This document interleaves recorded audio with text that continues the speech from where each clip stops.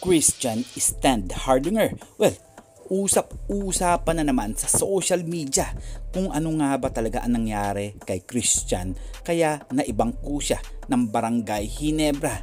Well, sumasakit na nga ang ulo ni Coach Tim Con dahil nga sa panahon ngayong All Filipino Cup hirap silang makaangat sa number 1 seed. Well, mga pare ko pinag-uusapan natin ang standing ng mga teams dito sa PBA.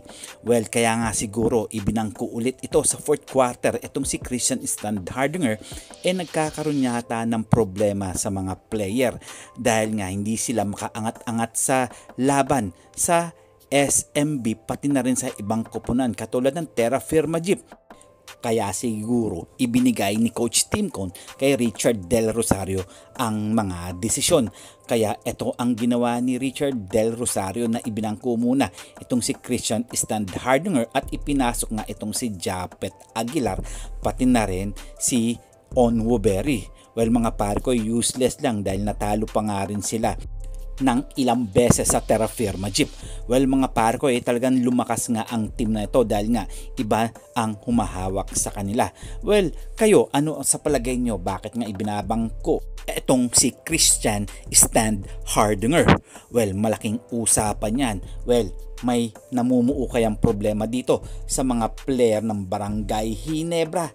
Well, isip-isip muna, baka nagkakamali kayo, di ba mga pare ko? Dumako naman tayo dito kay Troy Rosario. Well, usap-usapan nga sa social media na malilipat na nga daw ito sa SMB dahil nangangailangan talaga ang San Miguel Beerman na katulad ni Troy Rosario. Well, iba talaga ang pinapakita nito sa kanyang bagong team na Bossing. Well, nagpapakitang gilas nga ito dahil nga noong nasa TNT Katropa pa siya talagang nababangko at wala nang maipakitang gilas. Well, mga pare ko inilalabas ulit ni Troy Rosario kung anong meron siya noon. Well, sa ngayon nga etong Bossing nga talagang umaangat nga sa standing at talagang kinakatakutan sila ngayong All Filipino Cup dahil imagine nyo, nandito na nga si Rosario at sila James Yap at iba pang mga player na trade nga na nagdadala ngayon sa Bossing. Well, ano sa palagay nyo? Aangat kaya at makakapasok kaya sa Final Four ang Bossing at maititrade naman kaya itong si Troy Rosario papuntang San Miguel Beerman? Well, kung ako ang tatanungin mga pare ko, siguradong maililipat to sa SMB dahil alam naman natin ng SMB talagang gagawa ng paraan yan para makuha nila ang gusto nilang player dahil kulang-kulang na nga sila at makakatulong pa ito sa mga sentro ng SMB etong si Troy Rosario.